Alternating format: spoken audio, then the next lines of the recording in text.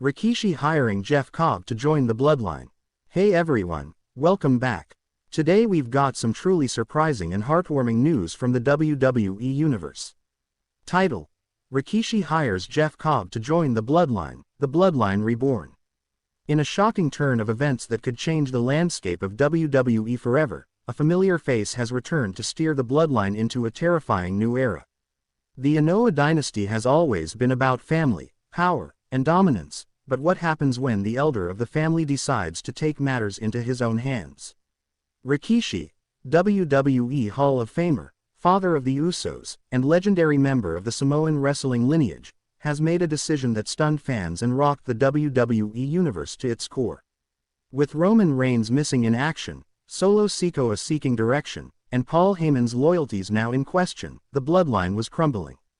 But Rikishi had a plan. A secret weapon, a hired hand that not only has the power but also the pedigree to bring the family back to dominance. Enter Jeff Cobb. Known for his brutality, athleticism, and connection to the Samoan heritage, Jeff Cobb is no stranger to destruction. And now, he's not here as a guest. He's here as the hired muscle, the Bloodline's new enforcer, and the man Rikishi believes can restore the family's empire. This is the story of Rikishi's bold move. This is the story of Jeff Cobb joining the Bloodline. And it's only just beginning. The Bloodline in chaos. Ever since Roman Reigns lost the undisputed WWE Universal Championship at WrestleMania 41, the Bloodline hasn't been the same. The empire once built on fear, family, and loyalty started crumbling under the weight of its own dominance. Without Roman, the group lost its figurehead. Without the Usos unified, it lost its rhythm. And with Solo Sikoa stepping into a leadership role, the group started to look different. But not everyone was ready to follow Solo. Paul Heyman, the wise man who once stood beside Roman, began showing signs of doubt. Solo's brutal tactics, his secretive meetings, and most recently, his public disrespect of Heyman, made it clear this was not Roman Reigns' bloodline anymore. It was something darker, something more chaotic. Fans watched as cracks began to show. Jimmy Uso, after months of loyalty to his younger brother, quietly disappeared from TV. Jey Uso, now thriving on Raw, wanted nothing to do with the Bloodline. And Roman, still silent. It was Rikishi who broke the silence. Appearing on WWE SmackDown via satellite, Rikishi delivered a cryptic message. Family doesn't fall apart, unless someone wants it to. I've been watching, and I don't like what I see. It's time for the elders to step in. No one expected what would happen next. Rikishi's master plan. Rikishi had been keeping tabs on everything. From Roman's fall to Solo's rise to Paul Heyman's betrayal. He saw the writing on the wall, and he wasn't about to let his family's legacy go up in smoke. In a sit-down interview released on WWE's digital platforms, Rikishi spoke calmly but firmly. I love my sons. I love Roman. But sometimes, family needs a reminder of who we are. I'm not just watching from the sidelines anymore. If I have to make a call to someone outside the company, to someone who understands what it means to fight for family, I'll do it. The next week, Rikishi showed up in the crowd at SmackDown. And by his side was a monstrous presence that fans immediately recognized. Standing tall, arms crossed, eyes like daggers, Jeff Cobb. A former Olympian, a powerhouse with experience across the globe, and most importantly, connected to the Samoan wrestling bloodline. Cobb didn't say a word. He just stared down Solo Sikoa in the ring, and Solo, for the first time, backed up. That moment was the turning point. Jeff Cobb's destructive arrival. The following week, chaos erupted. During a main event match between Solo Sikoa and Kevin Owens, the lights went low, and out of the crowd came Jeff Cobb, dressed in black, barefoot, focused. Without hesitation, Cobb hit the ring like a freight train. Kevin Owens never saw it coming. A tour of the islands later, and KO was motionless. The crowd gasped as Jeff Cobb stood over Owens. He pointed at Solo, then at the bloodline symbol on the video screen.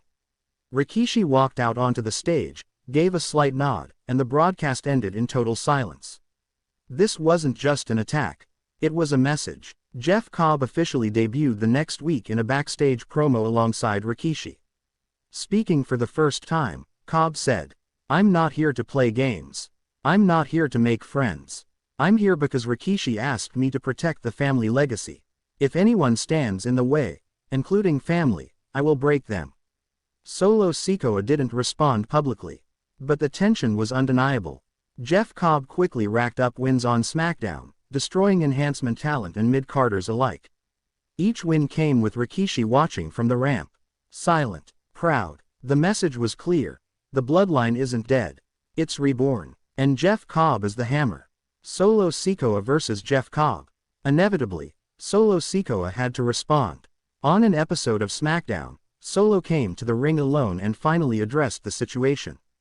Uncle Rikishi, you brought him in because you think I can't lead. You think I'm not bloodline enough. Let me remind you, I'm the one who took out Roman. I run this now, and Jeff Cobb, he doesn't scare me, he bleeds like everyone else. That night, Jeff Cobb and Solo had a tense backstage confrontation. No punches were thrown, but the tension could have split steel. Rikishi stepped between them, saying just one sentence. Bloodline doesn't fight bloodline. Not yet. The following week, a 6-man tag was announced. Solo Sikoa and the authors of Pain vs. Jeff Cobb, Kevin Owens, and LA Knight. The match was brutal, but in the final moments, Cobb and Solo tagged in together, and the arena went wild. The two powerhouses collided like titans. Elbows, chops, suplexes. Neither man backed down. The match ended in a no contest as both men ignored the rules and brawled into the crowd. Backstage, Triple H was shown yelling at Rikishi. You brought in chaos, and now you've lost control of your own men. But Rikishi, ever calm, replied, chaos is necessary. It's how new kings are crowned. Roman Reigns responds. It was only a matter of time before Roman Reigns made his move. After months of silence, the tribal chief finally returned in a pre-recorded segment. Sitting alone on a throne in a dark room, he stared into the camera. Rikishi, you brought in someone else. You think Jeff Cobb can protect this family better than me? Better than Solo? You've forgotten who built the bloodline. I did, and now I'm coming to reclaim what's mine. The crowd erupted. Roman Reigns was coming back. And he was coming for his family. But this wasn't about the title anymore. This was about respect, legacy, control. Rikishi responded the next week. Roman, this isn't about taking from you. It's about saving you, from yourself. And if you want your seat back, you're gonna have to go through Jeff Cobb. Clash of the Samoan Titans, Cobb vs. Reigns teased. The seeds had been planted. Roman Reigns vs. Jeff Cobb. The new versus the old. The builder versus the destroyer. Weeks of promos, vignettes, and subtle interactions followed. Cobb began steamrolling through former Roman Reigns opponents. Sheamus, Drew McIntyre, AJ Styles, all fell to the wrath